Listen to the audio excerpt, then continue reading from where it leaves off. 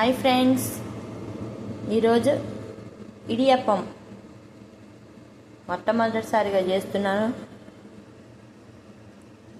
దానికి కావాల్సిన పదార్థాలు: 1 కప్పు బియ్యపిండి, 1.5 కప్పు వాటర్, నీళ్ళు. కొంచెం పిండి కలిపాక ఈ కన్సిస్టెన్సీలోకి రావాలి. వచ్చాక అదే పిండి కలపక ముందు ఒక చుక్క నెయ్యి, కొంచెం సాల్టు,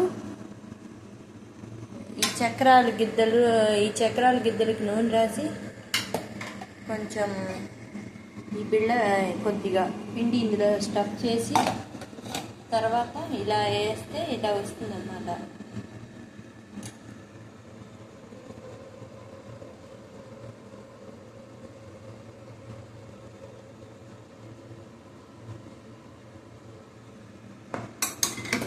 ఇలా వేసుకోవాలి. ఇడ్లీ పాత్ర మీద వేసుకొని ముందుగా స్టవ్ వెలిగించి పెట్టిన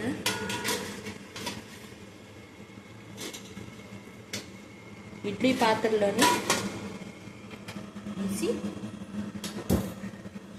వేసుకొని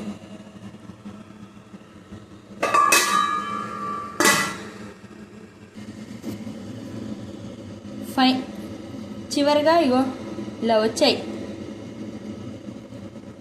దీని మీద కొబ్బరి, జీడిపప్పు గార్నిష్ చేసుకుంటే సూపర్ టేస్టీ.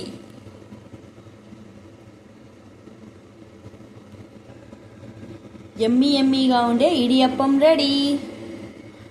నేను మామూలుగా ప్రయత్నించాను, ఎలా వస్తుందో నాకైతే తెలియదు.